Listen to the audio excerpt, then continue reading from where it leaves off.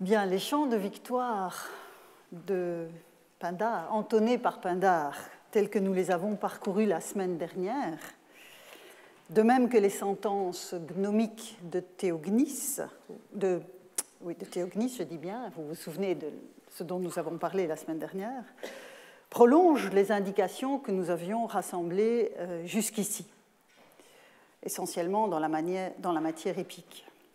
Toutefois, et c'est ce sur quoi j'ai insisté la semaine dernière, la poésie lyrique et élégiaque dessine des contextes qui ne sont évidemment pas ceux de l'intrigue épique ou de la poésie didactique d'Hésiode. Ainsi, nous avons vu émerger, notamment dans la 5e Pitique, sur laquelle j'ai terminé la leçon de la semaine dernière, la possibilité que Daimon passe du point de vue conjoncturel d'une action divine singulière au point de vue davantage structurel, dirais-je, englobant dès lors le cours de l'existence humaine en ses alternances aléatoires. C'est ce sur quoi nous avions terminé le cours de la semaine dernière. Le daimon pointe alors vers l'idée de sort ou de destinée. C'est un sens auquel les tragédies, dont je vais m'occuper aujourd'hui, vont réserver une place non négligeable. L'interjection au daimon fait partie de l'expression du désespoir de certains des protagonistes pris dans un écheveau inextricable de malheur, surtout chez Euripide. Mais vu l'abondance du matériau auquel nous allons avoir affaire aujourd'hui, c'est par le biais de diverses orientations sémantiques de daimon dans la matière tragique que je vais organiser la présentation d'aujourd'hui. Et comme la matière est abondante, je vous le disais, oui, si je ne l'allume pas, ça n'ira pas. Je vous présente l'organisation du cours d'aujourd'hui en 5 points différents. Le premier étant donc la synonymie au pluriel et au singulier. Qu'est-ce que j'entends par synonymie? Vous l'aurez deviné. C'est évidemment la synonymie entre théos et daimon et l'alternance indistincte du pluriel théoi et du pluriel daimonos pour exprimer, d'un point de vue assez générique, la collectivité des dieux. Nous avons vu cela précédemment, notamment chez Homère et dans les hymnes qui lui sont attribués. Mais la synonymie s'enrichit dans certaines tragédies de la référence à des dieux ancrés dans la cité, qui est le cadre de la pièce. Il ne s'agit plus simplement de désigner ainsi les dieux de l'Olympe, d'un point de vue générique, comme dans l'épopée, ou les dieux en général, comme on a pu le voir chez Pindare, même si ces données apparaissent évidemment aussi. Les daimonos des tragédies peuvent être polioukoi, gardiens de la cité. Par exemple, dans les 7 contre Thèbes d'Échille, je vous dessine le contexte de cet extrait que vous avez à l'écran. Éthéocle, donc un des 2 fils d'Édipe, prie les dieux d'épargner Thèbes au début de la pièce. Il invoque les polissoukoi théoi, vous avez ici, en leur mettant une sorte de marché en main. Seule une cité prospère honore les daimonos, ou ces daimonos, puisque ce sont ici les théoi qu'il vient de mentionner. Donc seule une cité prospère honore ses dieux. Le singulier est aussi employé dans cette stricte synonymie avec un théos identifié par les protagonistes qui emploient le terme, contrairement, souvenez-vous, à la situation que nous avions décelée dans l'Iliade, où, à l'exception d'Hélène, mais Hélène avait une clairvoyance tout à fait exceptionnelle, donc à l'exception d'Hélène subissant la contrainte d'Aphrodite, un daimon était le signe d'une puissance divine non identifiée par les protagonistes de l'intrigue. Ici, le cas se présente légèrement différemment. Les protagonistes peuvent identifier l'entité qu'ils désignent par le terme de daimon, surtout évidemment quand il s'agit de Dieu. C'est frappant au début des Troyennes d'Euripide, quand Athéna interpelle son oncle Poséidon afin de se réconcilier avec lui. Elle l'invoque comme grande. Alors, ici, j'ai traduit grande divinité, mais vous voyez que c'est daimona à l'accusatif qui se trouve à l'écran. Megan te daimona ente oiste timion, grande divinité honorée parmi les dieux. C'est son oncle qui est le plus proche parent de son père et qu'elle invoque donc sous ce terme. Autre exemple, dans l'Ion d'Euripide, à la fin de la pièce, quand le jeune homme, donc Ion, demande à connaître la vérité de ses origines, la Pythie, puisqu'il vit dans le sanctuaire de Delphes, donc il est en interaction avec la Pythie, lui répond « Le daimon accepte, lui qui s'y opposait ». Où il ne fait aucun doute pour personne, protagoniste de l'intrigue et auditoire de la pièce, qu'il s'agit bel et bien d'Apollon. Donc on retrouve cette équivalence au singulier de Théos et de Daimon. Dans l'Électre, autre exemple, Clytemnestre invoque Apollon Lykios, toujours lui, enfin, en l'occurrence il est Lykios et il n'est pas Pythios, mais toujours Apollon, pour qu'il soutienne ses entreprises, mais elle ne va pas expliciter ses entreprises sur scène. Ses entreprises sont meurtrières. En tant que daimon, il doit les connaître, dit-elle, car les enfants de Zeus savent tout. Je pense que tu le déduis étant un daimon, étant un dieu. Toujours chez Euripide, la tragédie des Bacchantes, centrée sur Dionysos, comme vous le savez, est quant à elle saturée d'occurrences du daimon en alternance avec Théos pour désigner le dieu qui est au cœur de l'intrigue. Et dans ce cas-là, on a encore une fois, comme dans les quelques cas que je viens de vous présenter, la pleine conscience chez tous les protagonistes de son identité qui est proclamée d'emblée. Mais cette alternance de Théos et de daimon, qui est donc chaque fois clairement identifiée comme étant Dionysos, ne me paraît pas purement gratuite et dictée par exemple par la métrique, ce qui est parfois un argument qui est avancé. Prenons le début de la pièce. Dionysos entre en scène et annonce qu'il sera pour les mortels, vous avez l'expression sous les yeux, un daimon, emphanes daimon, donc un daimon manifeste, et que Thèbes, la cité où il arrive, qui est aussi la cité de sa mère, est la première des cités grecques qu'il veut faire tressaillir de ses cris, dit-il.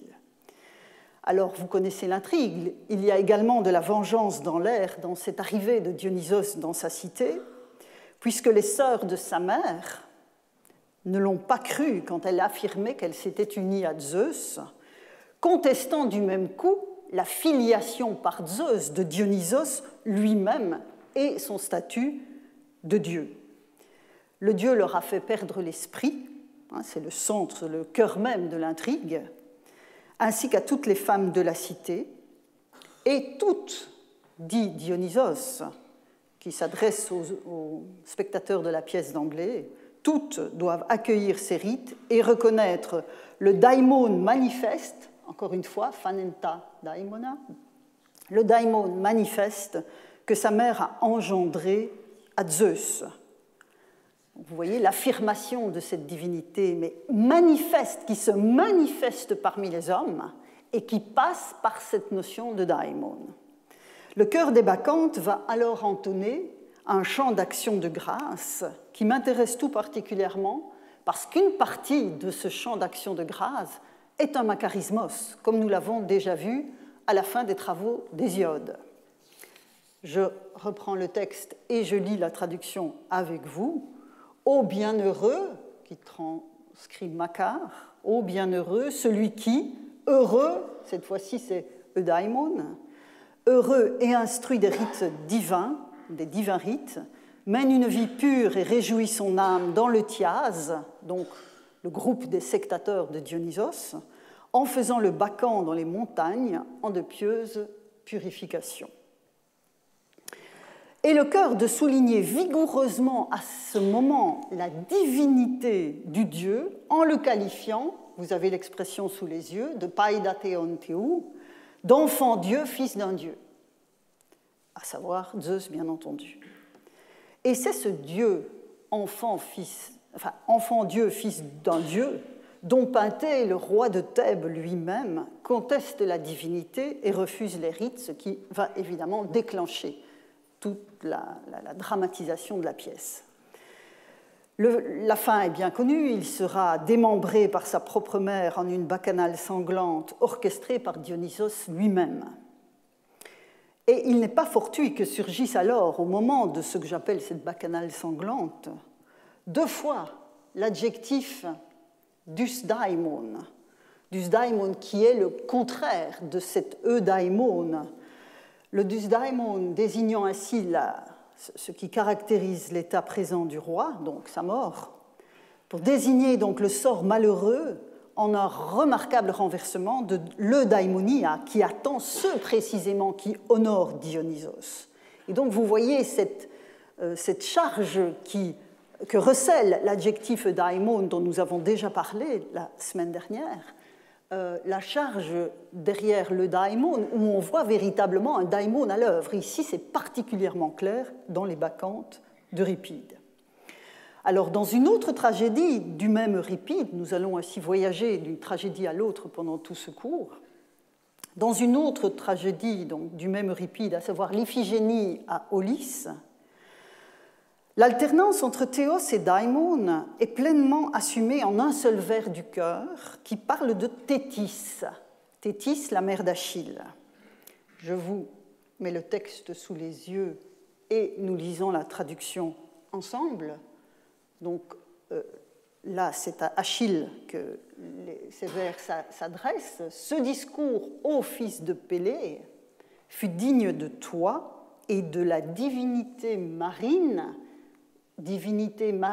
traduisant ici le tes enalias daimonos, déesse vénérable, en apposition donc, de ce qui vient d'être dit.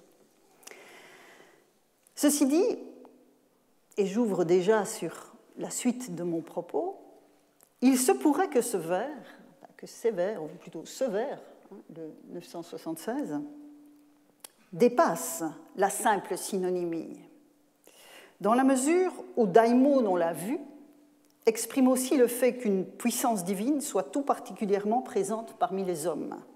Alors, par son action, dans le cas des Bacchantes, c'est extrêmement clair quand Dionysos est un emphanès daimon, mais aussi par sa résidence.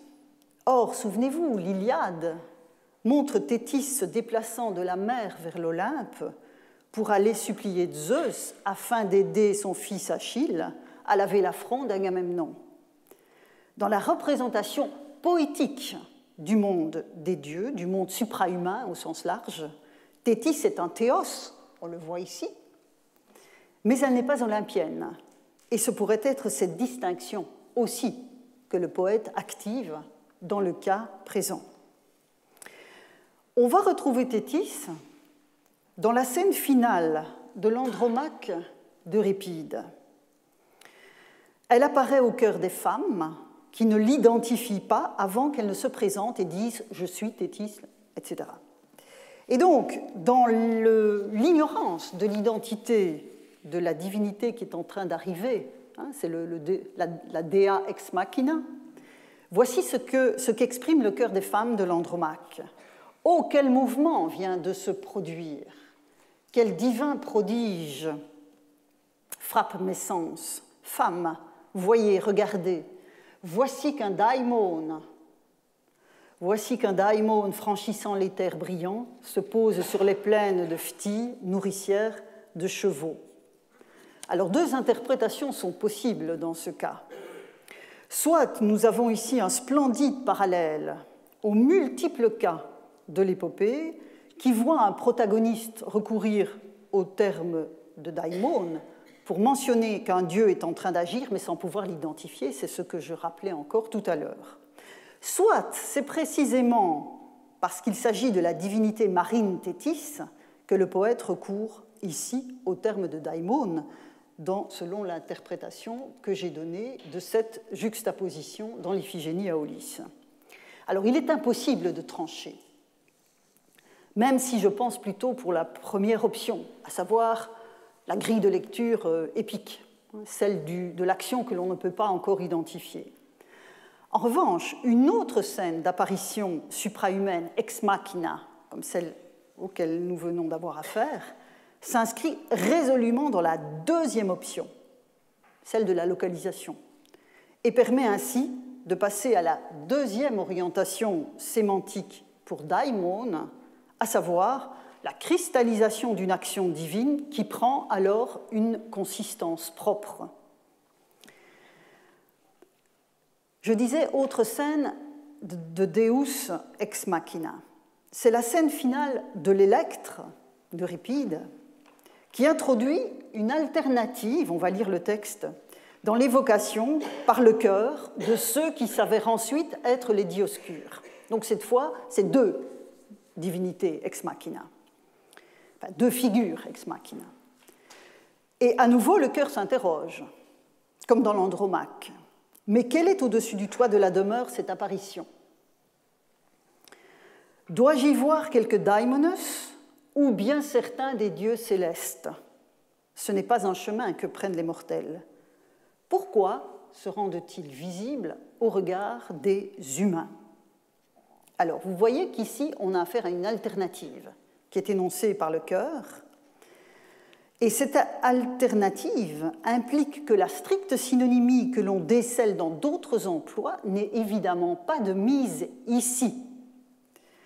À la qualité d'ouranien, vous voyez ici les tons ouranion, à la qualité d'ouranien, c'est-à-dire de céleste, des théoi, s'ajoute ici, en une alternative précisément, la qualité de daimonos, à savoir, du moins c'est ainsi que je comprends le texte, la dimension épictonienne qui les caractérise, pour reprendre l'expression que j'emprunte aux travaux d'Hésiode et que nous avons vus précédemment. Ils sont donc terrestres, par opposition à des théoi qui, en l'occurrence, sont qualifiés d'ouranioi.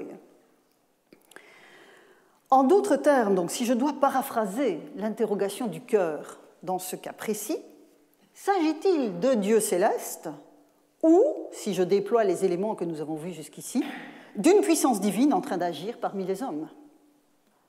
D'une puissance divine, ou en l'occurrence deux puissances divines, qui résident parmi les hommes. Il s'agit donc de la traduction explicite de ce que j'ai appelé plusieurs fois et que vous avez vu apparaître dans la liste des entrées des parties du cours d'aujourd'hui, ce que j'ai appelé plusieurs fois la cristallisation d'un pouvoir divin dans une figure qui peut traduire la manifestation d'un dieu parmi les hommes. Nous avons vu abondamment Zeus et ses daimonos, et ça va continuer aujourd'hui.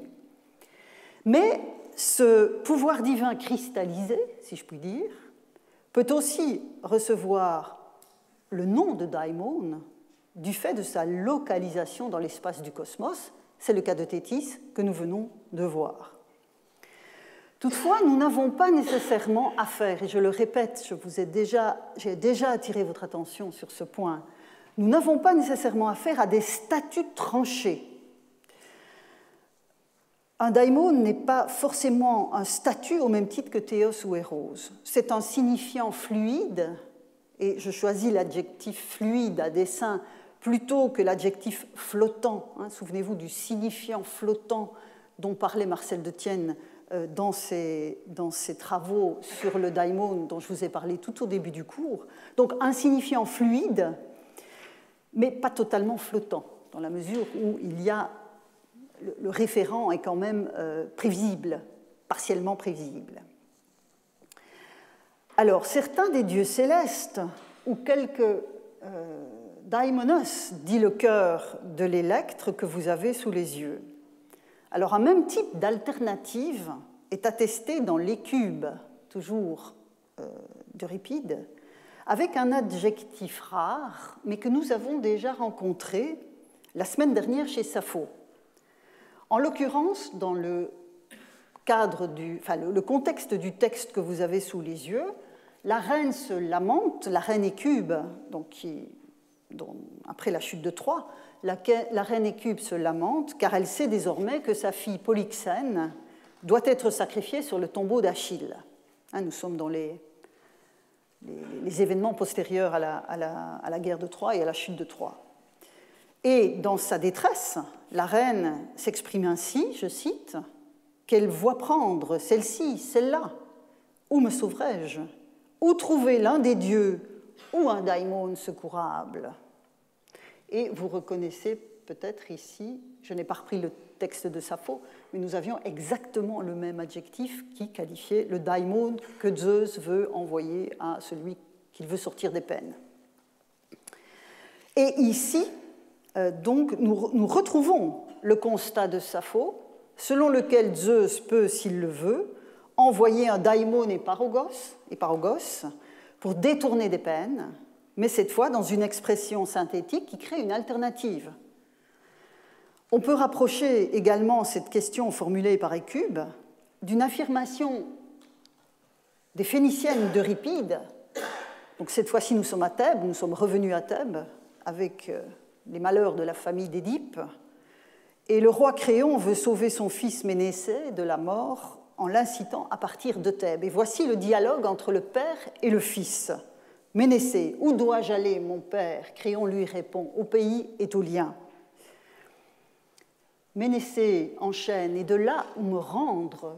Créon répond, jusqu'au terroir Thesprote.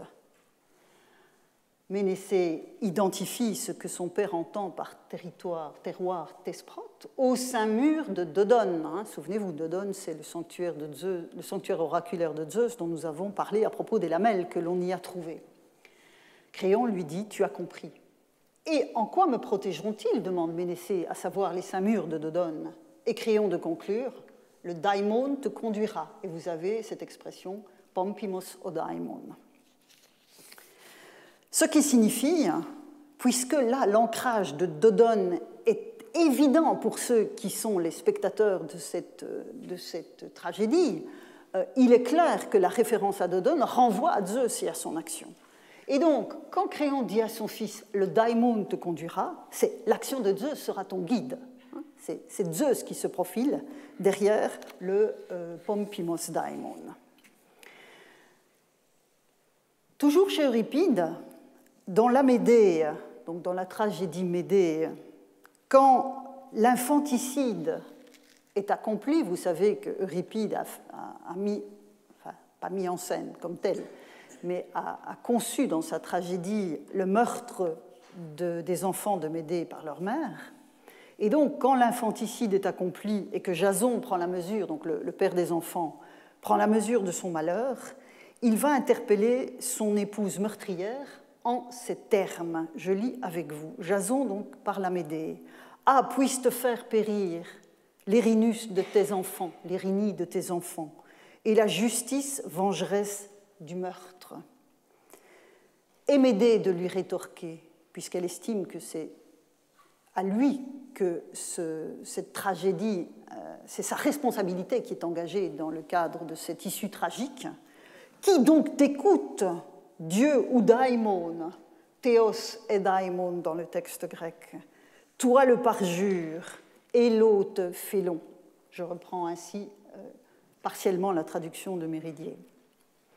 Vous voyez que nous avons encore affaire à une alternative, mais elle concerne cette fois non pas un sauveur, mais une puissance divine qui sanctionne.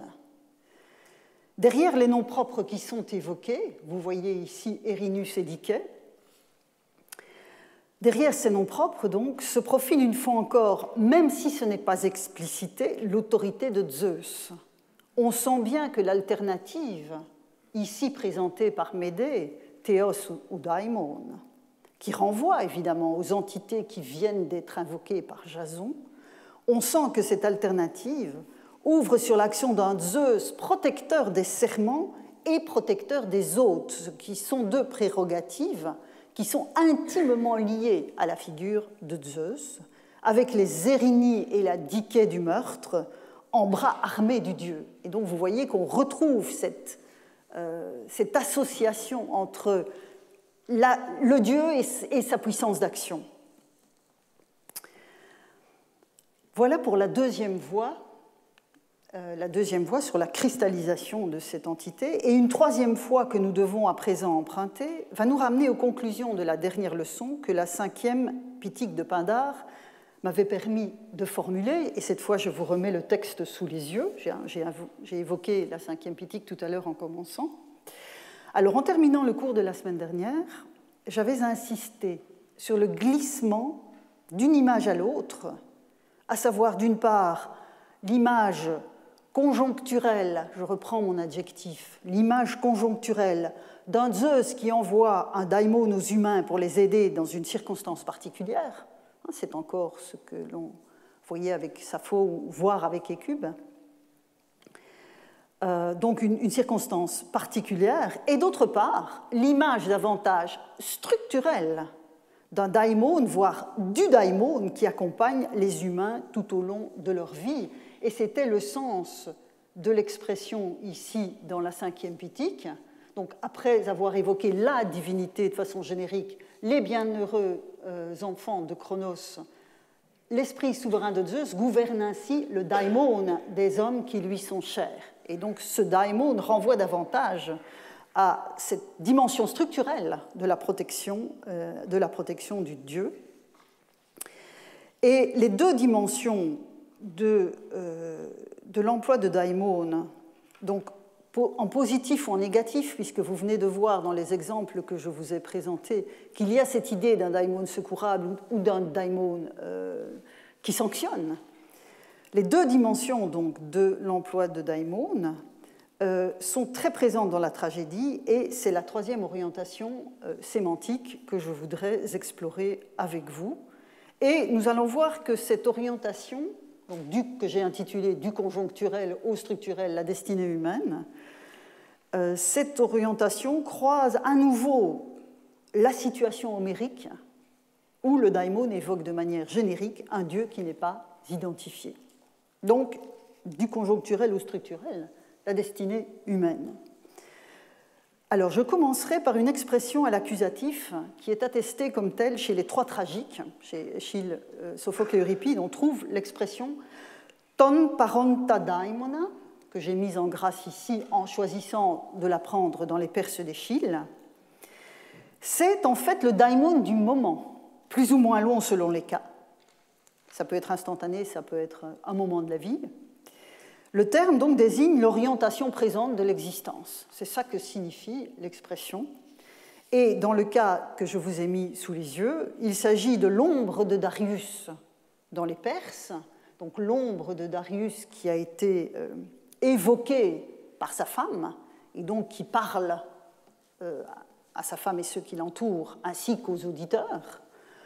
En ces termes, souvenez-vous d'Athènes et de la Grèce, et qu'aucun de vous n'aille méprisant le daimon présent, ton parenta daimona, pour en convoiter d'autres, faire crouler un immense bonheur. Zeus est le vengeur désigné des pensées trop superbes et s'en fait rendre de terribles comptes, traduit très joliment Paul Mazon.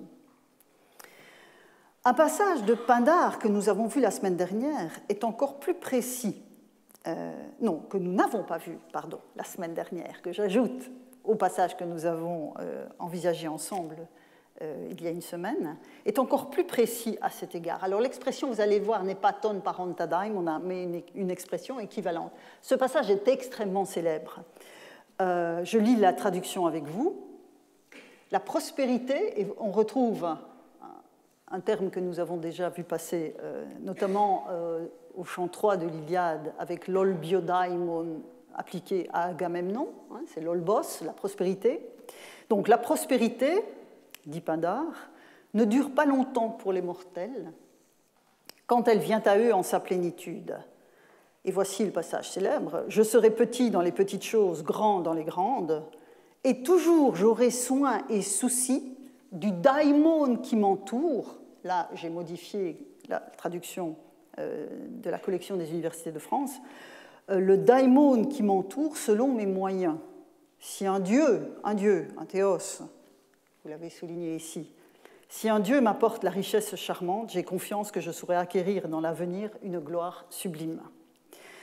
L'expression ton parenta daimona, comme l'expression pindarique que vous avez ici, ton amphe ponta daimona, est la plupart du temps dans les traductions rendues par destin présent. C'est aussi le cas pour d'autres occurrences où un protagoniste de l'intrigue va parler de son daimon. Mais le passage de Pindare, et c'est pour ça que j'utilise Pindare pour interpréter le ton parenta daimona de la tragédie, ce passage de Pindare montre bien par le vocabulaire qu'il utilise qu'il s'agit avant tout de Dieu et de culte, beaucoup plus que de destin au sens générique. Vous avez ici le verbe au futur, donc askeso, et le participe thérapeone, qui sont des verbes qui expriment notamment l'activité rituelle, l'activité cultuelle, l'hommage qui est concrètement rendu aux dieux. Alors, je prends encore un autre exemple tragique avant de revenir sur le passage des Perses. Il s'agit donc d'un dialogue pour appuyer encore cette idée idée que je vous ai déjà soumise plusieurs fois, mais qui trouve à s'appliquer de façon particulièrement claire dans la tragédie, l'idée que la notion de destin, finalement, nivelle complètement la richesse de l'expression que le poète emploie quand il utilise, enfin, l'expression à laquelle le poète recourt avec le mot daimon. Le passage ici, c'est en fait là je n'ai mis que la traduction avec quelques parties en grec parce que c'était assez long. Je vous donne le contexte. Donc, nous sommes dans l'Alceste d'Euripide. Donc, vous savez que le roi Admet avait obtenu de pouvoir continuer à vivre au-delà du terme prévu de son existence, à condition que quelqu'un se sacrifie pour lui. En l'occurrence, personne ne veut se sacrifier, sauf sa femme, à savoir Alceste. Et c'est finalement Héraclès qui, arrivant de façon inopinée au moment du drame, va ramener Alceste des enfers. J'aurai l'occasion tout à l'heure de vous montrer un autre passage à cet égard. Mais donc ici, c'est le moment où Héraclès arrive en Thrace, et il doit s'attaquer aux chevaux de Diomède, des juments de Diomède qui sont réputés être anthropophages. Et donc ça fait partie des différents travaux que Héraclès doit accomplir. Et c'est à préciser donc la teneur de ce labeur que s'attache le héros, et il parle, enfin, il y a une sorte de dialogue, enfin non pas une sorte, un dialogue qui s'instaure avec le coryphée. Donc, son interlocuteur dit à Héraclès, « Leur mangeoire, c'est-à-dire celle des juments, tu pourras les voir souillées de sang. » Héraclès répond, « Et l'éleveur, de qui se prétend-il le fils ?» Le coryphée répond, « d'Arès, donc fils d'Arès, c'est le seigneur du bouclier de la Thrace, riche en or. » Et Héraclès de continuer en ces termes, « Dans ce labeur encore, c'est bien de mon daimon, je laisse ça pour le moment comme tel, c'est bien de mon daimon que tu parles, et vous voyez ici l'expression mise en grâce, il avance, âpre toujours et ardu en ses voies, si au fils qu'Arès engendra, il me faut livrer bataille. Après Lycaon, puis Kyknos, d'autres épreuves affrontées par Héraclès, voici que pour troisième épreuve, je vais me mesurer avec ses coursiers et leurs maîtres. Mais nul œil ne verra jamais le fils d'Alcmène trembler devant le bras d'un ennemi.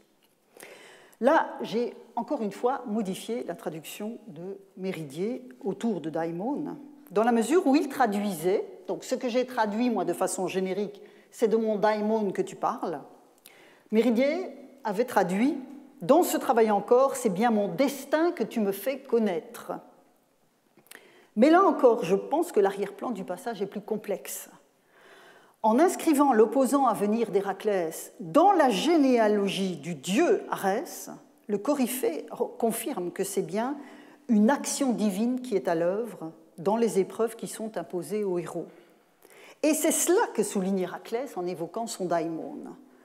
La situation présente vient s'ajouter à la succession des interventions divines qui lui imposent ces épreuves, comme l'atteste le fait que le bouvier soit fils d'Arès. Dès lors, le daimon présent des Perses d'Échille, tout autant que le daimon qu'Héraclès affirme être le sien ici, relève de l'intervention des dieux dans la vie des hommes. Ce que nous pouvons exprimer en français, parce qu'au bout d'un moment, évidemment, on ne peut plus se contenter d'une expression du type « c'est bien de mon daimon que tu parles », on peut exprimer en français comme étant le sort, c'est bien de mon sort que tu parles. C'est encore le cas, et je vais revenir sur ce point, c'est encore le cas, je reviens à la Médée d'Euripide, toujours dans cet échange terrible entre Jason et Médée, et nous sommes quelques vers plus tôt que l'interjection, l'appel aux Érinies et à la diquée du meurtre que nous avons vu il y a un instant. Et dans cette lamentation de Jason sur lui-même, voici ce qu'il dit à sa femme: « Va-t'en, infâme, abject infanticide, il ne me reste qu'à gémir sur mon daimon. De mon nouvel hymen, je ne jouirai pas, et les fils que j'ai engendrés et nourris, je ne les aurai plus vivants pour leur adresser la parole, je les ai perdus. » Dans ce cas, il ne fait évidemment pas de doute que la traduction par « mon sort » est la bonne.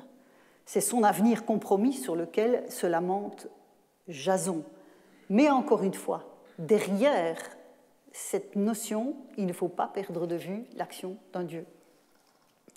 C'est aussi dans la lignée de ce que je vous mets sous les yeux ici, c'est aussi le sens, dans l'Alceste, je reviens à l'Alceste, le sens de ces mots que le poète met dans la bouche d'Admète, qui a vu mourir sa femme à sa place.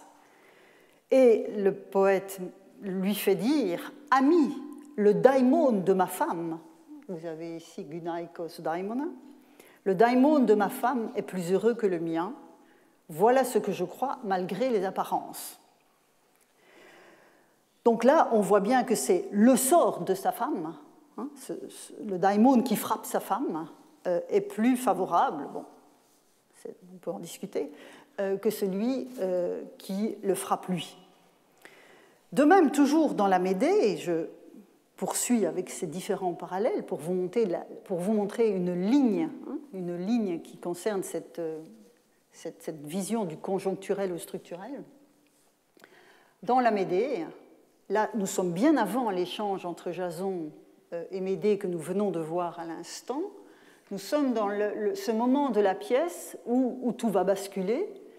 En fait, Médée tente de convaincre Jason de persuader sa nouvelle femme d'accepter les cadeaux que Médée veut lui offrir. Ce sont évidemment les cadeaux empoisonnés qui vont aboutir à la mort de la jeune femme. Et puis, par conséquent, aussi à la mort des enfants. Et donc, dans l'argumentation que Médée utilise à l'endroit de Jason, elle lui dit, à propos de sa femme, sa nouvelle femme, le daimon est sien. C'est extrêmement ramassé comme expression. Le daimon est sien, ce sont ses affaires maintenant qu'un dieu accroît. Vous avez le théos ici qui est en action. Jeune, elle règne. Je n'ai pas repris la traduction qui était vraiment trop littéraire pour mon propos. L'action donc favorable d'un théos, qui n'est ici pas identifié, commande au daimon, entendu ici de façon générique, en tant que sort. C'est le sort est pour elle, le sort lui est favorable. Ce sont ses affaires maintenant qu'un dieu accroît. Là, vous avez un exemple très clair de l'argumentation que je vous soumets. Cependant, je le répète, l'idée de sort, voire de destinée, ne doit jamais occulter le fait que le daimon employé ainsi renvoie à toute une série d'actions divines qui sont rapportées au théoi. Un daimon, en tant qu'action divine parmi les hommes, devient alors le daimon en tant qu'instance générique, c'est le structurel que j'évoque dans le titre de cette partie, et cette instance générique sert à marquer, à traduire l'alternance globale des biens et des maux caractéristique de la condition humaine, et c'est un point qui revient de façon récurrente depuis le début des cours de cette année. Et on le constate très clairement dans un passage de l'Électre de Sophocle. Je n'ai pas encore présenté de passage de Sophocle.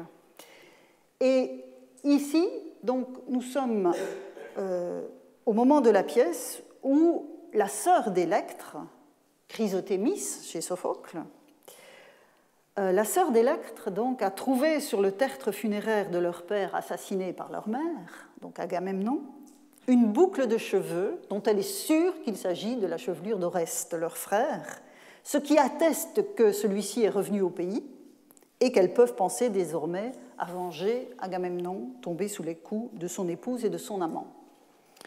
Dès lors, et c'est le passage que je vous mets sous les yeux, Chrysothémis exhorte sa sœur. « Allons, ma chère, prends courage. Ce n'est pas... » Alors là, encore une fois, j'ai gardé la formulation littérale. « Ce n'est pas toujours le même des daimonos qui assistent les mêmes hommes. Pour nous deux, jusqu'ici, il était revêche. Mais ce jour va nous ouvrir sans doute une ère décisive d'innombrables joies. » Donc, si je transforme cette traduction assez peu esthétique en une traduction plus audible, ce n'est pas le même sort qui accompagne à toute heure les mêmes hommes. Mais vous voyez qu'ici, on a une structure autos daimonon. Donc, vous avez cette pluralité sous-jacente. Ce n'est pas toujours le même sort qui accompagne à toute heure les mêmes hommes. Pour nous deux jusqu'ici, il était revêche, mais ce jour, etc. Alors, nous avons vu chez Pindare la semaine dernière, je vous remets le texte sous les yeux, la mention d'un daimon hétéros, que j'avais traduit littéralement comme, vous avez cette traduction littérale ici en italique, l'autre type d'action divine, l'ayant mené vers le malheur, l'a subjugué. Souvenez-vous, c'était l'histoire de Coronis, qui avait eu la mauvaise idée de s'unir à un mortel après s'être uni à Apollon, et que Apollon et sa sœur Artémis avaient sanctionné durement pour ce qui était plus qu'une incartade. Et donc j'avais traduit l'autre type d'action divine, sachant que l'adjectif hétéros n'en impliquait que deux.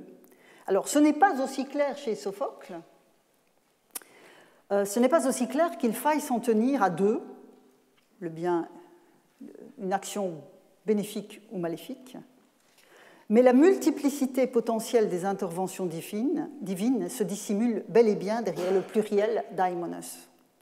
Les interventions singulières sont évidemment impossibles à identifier comme telles en les rapportant à des agents divins spécifiques, quand on parle ainsi de ce que j'ai appelé le structurel. Et daimon remplit dès lors ce rôle de référence générique. Mais encore une fois, l'arrière-scène est beaucoup plus complexe. Alors, à la croisée des diverses orientations que nous avons explorées jusqu'ici et que je vous remets sous les yeux, se situe un type de daimon que je voudrais vous soumettre comme tel, par l'intermédiaire de la destinée funeste de deux lignées familiales dont la tragédie s'est emparée avec brio.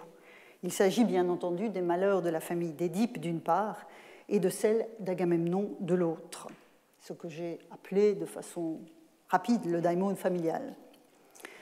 Alors, la destinée des Labdacides, donc la famille d'Édipe, dans la cité de Thèbes, relève de ces récits paradigmatiques où s'entremêlent la question de la faute des hommes et la colère des dieux qu'elle induit, la question de la responsabilité humaine face à l'action divine. Alors, dans les 7 contre Thèbes, je reviens à cette tragédie qui concerne la famille d'Édipe, Échille place dans le dialogue entre le coryphée et un messager le récit du combat singulier entre les deux fils d'Édipe. Vous savez que ce combat singulier donc, va aboutir à la mort des deux frères, Éthéocle et Polynice. Et que dit le messager de ce combat? Je lis la traduction avec vous.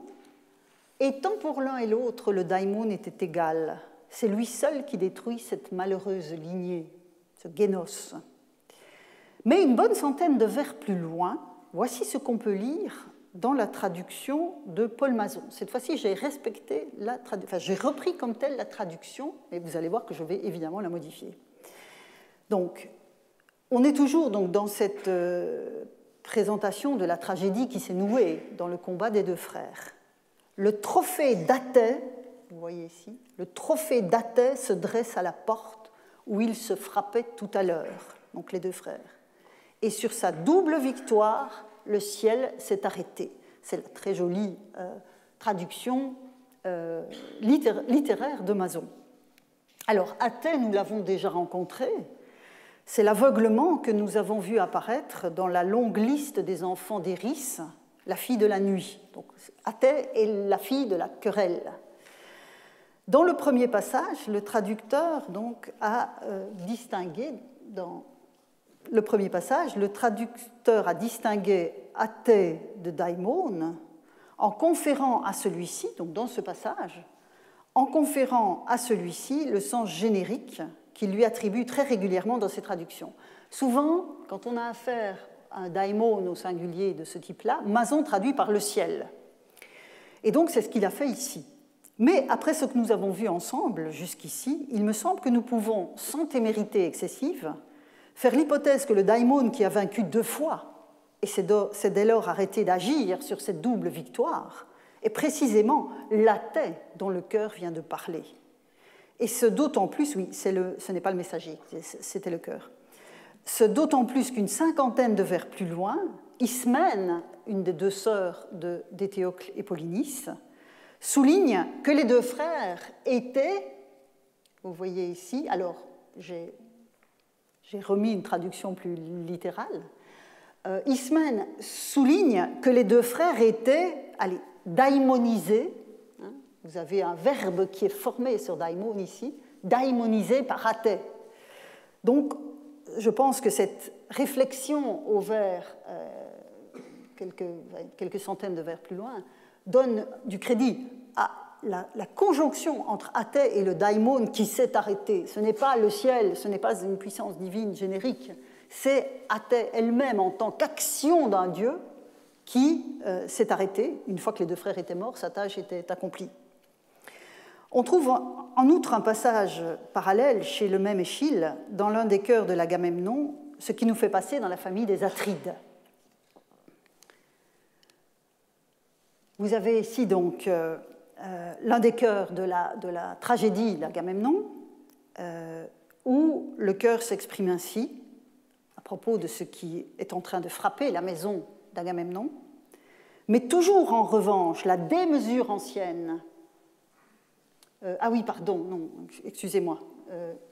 Je parlais d'Athée, et voilà ici, dans l'Agamemnon, oui, c'est ça, pardon. Mais toujours en revanche, pardon, donc la démesure ancienne, vous avez eu Brice ici, la démesure ancienne chez les méchants fait naître une démesure neuve, Neazusan, tôt ou tard, et avec elle, le daimona, que l'on ne peut combattre ni attaquer, l'arrogance impie d'Athée, nous la retrouvons, sombre pour les palais, vous avez Mélainas, Mélatroïsine, ressemblant à ses parents, Aidoménan, Tokusine, enfin, le daimon ressemblant à ses parents. Or, qui sont les parents, enfin plutôt la mère et la famille d'Athée? C'est la sombre Eris, fille de la sombre nuit. Donc vous voyez ici, nous sommes parfaitement dans ce passage de l'Agamemnon d'Échille, dans la lignée de cette généalogie de la nuit que nous avons vu se déployer chez Hésiode. Alors la suite de ce passage, et donc encore une fois, ceci me conforte dans l'idée que ce n'est pas le ciel qui s'arrête dans l'autre passage. Oui, en fait, c'est ça, c'est ici que je me suis trompée, c'est pour ça que j'étais un peu confuse. Ici, ce n'est pas l'Agamemnon d'Échille. Ici, nous sommes dans l'Agamemnon, mais cela me conforte que dans les 7 contre Thèbes, ici, nous avons une identification à faire entre Athée et le daimon, comme c'est le cas ici aussi. Donc, la suite immédiate de ce passage, ici, nous intéresse aussi, la suite immédiate, donc dans la mesure où Dikée, la justice, par contraste, se retrouve en position dominante d'arbitre de la santé morale d'une maison, d'une lignée, à l'instar de ce qu'Hésiode évoquait déjà dans le cadre de la petite communauté agricole des Béotiens. Je lis avec vous la traduction. Dikée, cependant, donc on vient de parler de l'hubris, on vient de parler de l'arrogance impie d'Athée, et puis Dikée, en contrepoint, brille sur les toits enfumés et honore les vies pures. Mais des palais d'or où commande une main souillée, elle détourne les regards pour s'attacher à la piété, sans égard au pouvoir de l'or, à sa contrefaçon de gloire, et c'est elle qui mène tout à son terme. Une expression que l'on retrouve régulièrement dans la tragédie, mais que nous avons vue aussi chez Pindare et chez Théognis, où c'est Zeus qui mène tout à son terme. Ici, c'est Dikée qui a pris le relais. Alors la suite de l'Agamemnon et la mise à mort du roi vont donner lieu à un enchaînement de réflexions où le daimon se taille une place de choix et tisse le thème de l'enchaînement des mots que nous venons d'apercevoir. L'enchaînement des mots avec cette hubris qui toujours enchaîne une hubris nouvelle. Je lis la traduction avec vous. Donc c'est un échange entre le chœur de l'Agamemnon et Clytemnestre. Donc je vous ai dit, cette invocation daimon que l'on trouve souvent dans la tragédie. Ici c'est un daimon agissant. Daimon qui t'abat sur la maison et les têtes des deux petits-fils de Tantale. Tu te sers de femmes aux âmes pareilles pour triompher en déchirant nos cœurs. Les femmes pareilles, c'est évidemment Hélène, dont l'enlèvement a abouti au siège de Troie, et Clytemnestre, la meurtrière de son mari. Clytemnestre, ta bouche cette fois rectifie ton erreur en nommant le daimon qui largement s'engraisse aux frais de cette race, aux frais de cette lignée. Et vous retrouvez ici la référence au Génos. C'est lui qui, dans nos entrailles, nourrit cette soif de sang. Avant même qu'ait fini le mal ancien, un abcès nouveau apparaît. C'est cette hubris qui revient sans cesse. Le cœur répond, oui, il est terrible pour cette maison et cruel dans ses rancunes, le daimon que tu viens de rappeler. Ô rappel douloureux d'un sort insatiable d'horreur. Et là, en l'occurrence, derrière le sort, vous n'avez pas le texte grec, c'est tuké, qui est une notion qu'il faudra que j'aborde, mais ce sera pour l'année prochaine.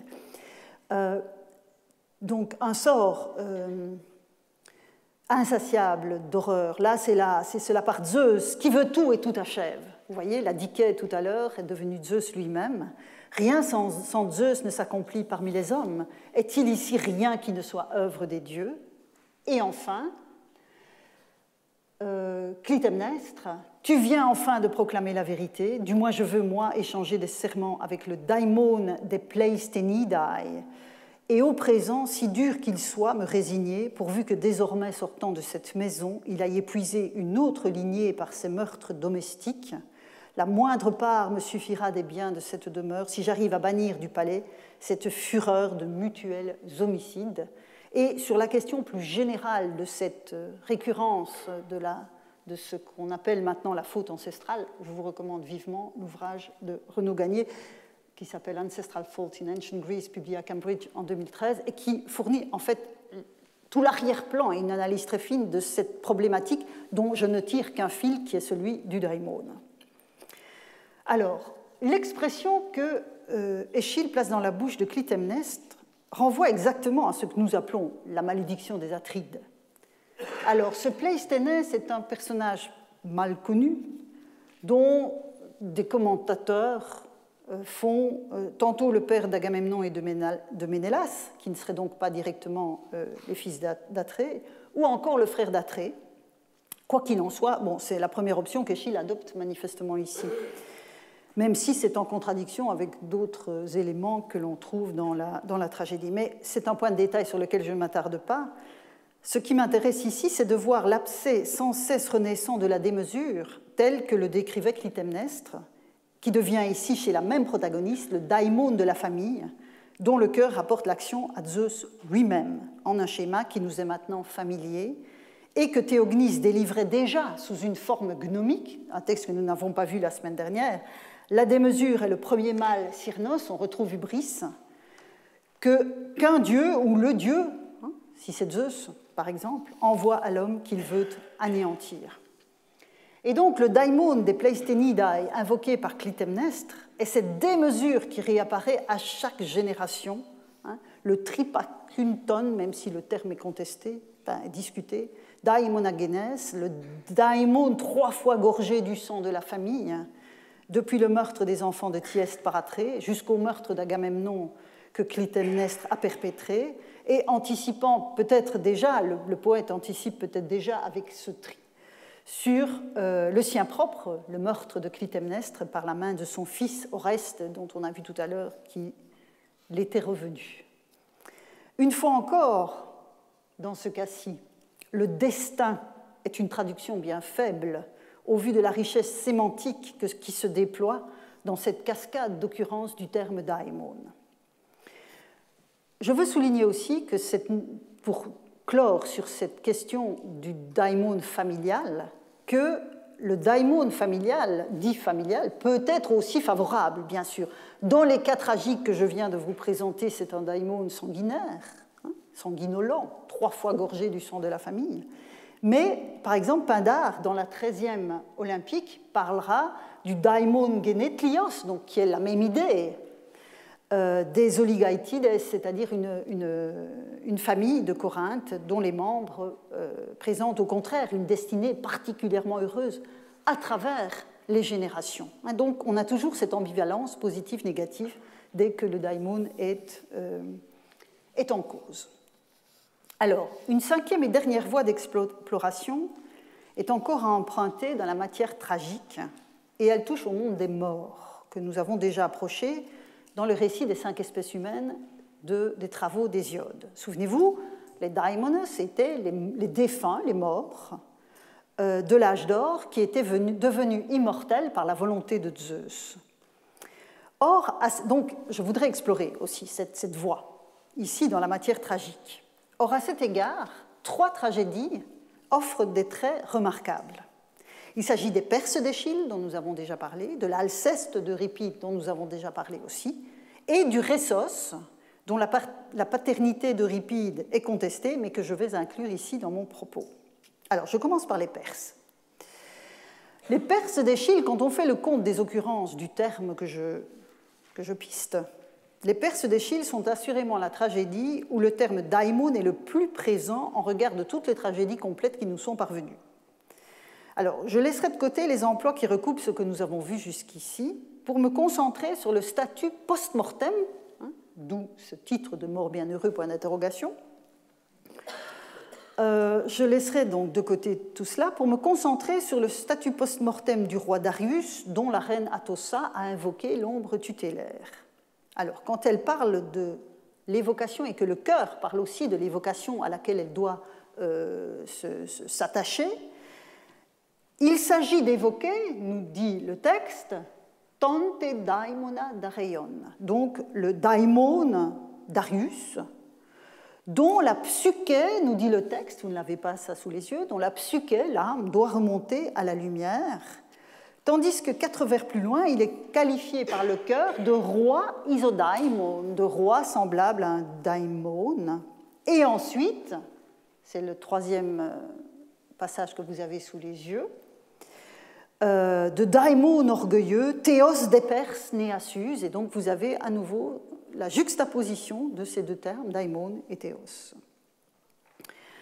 Alors, on pourrait considérer, et ça n'a pas manqué d'être fait, que ces emplois de daimon soulignent l'outrecuidance des invocations de la reine et du cœur qui divinisent de la sorte le grand roi défunt en une sorte d'arrogance barbare. Le cadre, l'arrière-plan de cette tragédie est quand même très, très spécifique de ce point de vue. Ce pourrait être le cas donc de cette juxtaposition de daimon et de théos au vers 642-643.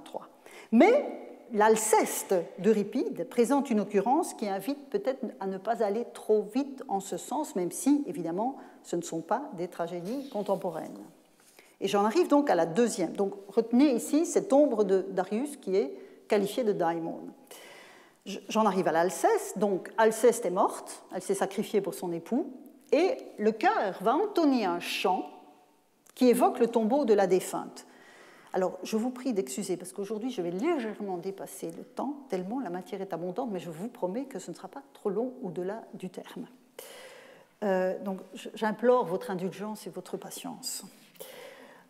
Donc, après la mort d'Alceste, qui s'est sacrifié pour son époux, le chœur donc entonne un chant où il évoque le tombeau de la défunte. Et voici ce que cela donne. Je lis la traduction de Méridier avec vous, hormis pour le mot daimon.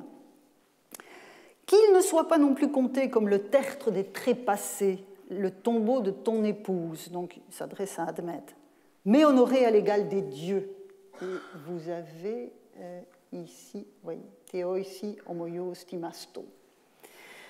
Honoré à l'égal des dieux, objet du culte des passants. En s'écartant de sa route, on dira « Celle-ci jadis mourut pour son mari, aujourd'hui, elle est un daimon bienheureux, Makaira Daemon. Salut, ô vénérable, sois-nous, donc, ô potnia, ô maîtresse, sois-nous propice. Sois-nous propice. Agis de façon positive en notre faveur.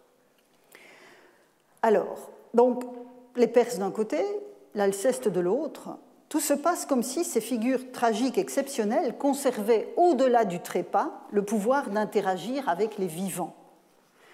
Et le terme de daimon qui les qualifie, et surtout Alceste en l'occurrence, pour qui l'ambiguïté du théos royal qui est Darius n'a pas lieu d'être, ou la référence à une divinisation d'un barbare n'a pas lieu d'être, rappelle aussi les entités épictoniennes des travaux hésiodiques. C'était des morts qui étaient rendus immortels par la volonté de Zeus. Alors, si c'est bien cette analogie qu'Échille a fait valoir dans les Perses, il est clair que le privilège royal de Darius trouve son compte. Souvenez-vous, le fait d'être un daimon immortel en tant que mort de l'âge d'or était qualifié de guéras, donc de faveur royale. Est-ce que c'est cette dimension qui pourrait trouver son compte dans le cas de Darius? Je laisse la porte ouverte. Alors, pour Alceste, nous ne nous situons évidemment pas dans le registre du guéras basileion, du privilège royal que Zeus a confié aux défunts de l'âge d'or. Le statut, car cette fois-ci il s'agit bien d'un statut post-mortem qui est ainsi attribué par le poète, est une manière de conférer à la vertu d'Alceste et à son abnégation une aura divine qui continue de se manifester après la mort. C'est comme cela que je comprends le Makaira Daemon. Et l'auditoire en plus sait que cette mort n'est que temporaire, puisqu'elle va revenir à la vie grâce à Héraclès. Alceste est en quelque sorte ici la manifestation divinisée de l'âreté, de la vertu dont elle a fait preuve. Troisième et dernière tragédie à propos de ces morts bienheureux, c'est le Rhésos. Alors, le Rhésos va mettre en scène, en fait, en une intrigue travaillée, un bref épisode du chant 10 de l'Iliade, quand Ulysse et Diomède vont traverser les lignes troyennes pour aller espionner les ennemis. En fait, c'est un petit épisode de l'Iliade qui est ainsi transcrit dans une tragédie appelée le Rhésos. Et le pseudo-Euripide met l'accent sur la figure de Rhésos, qui est tué par les deux Grecs, donc à savoir Ulysse et Diomède, avec la bénédiction d'Athéna. Dans la tragédie, donc à la suite de la mort de son fils, la mère de Rhésos, qui est une muse, évidemment tout élément qu'on ne trouve pas du tout dans l'épopée, la mère du héros, qui est l'une des muses, se lamente sur la mort de son fils, et elle va délivrer une prophétie, et c'est cette prophétie qui nous intéresse. Vous allez tout de suite voir pourquoi on a cette expression très curieuse, anthropodaimon. Je descends, pardon, je ne descends pas, je lis la traduction avec vous. C'est la muse qui parle.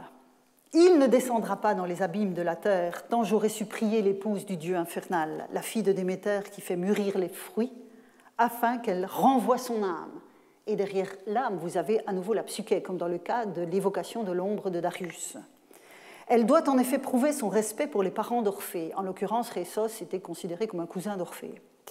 Pour moi, pourtant, mon enfant sera désormais comme s'il était mort et retranché du jour, car il ne viendra plus vers moi et jamais il ne reverra sa mère.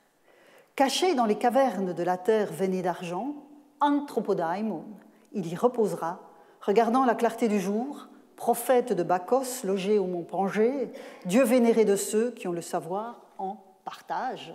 Et je vous ai juste mis en grec la fin du texte avec cet élément, donc kryptos, il est caché dans la terre, le chtone, il est anthropodaimon, mais il est aussi prophétesse de Bacchos, qui est le dieu donc, qui délivre un savoir à ceux qui sont initiés à ces rituels.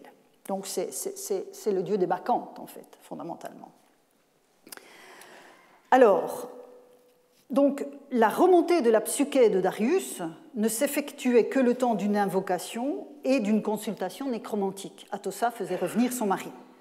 En revanche, la psyché de Rhésos, ici, revient des enfers.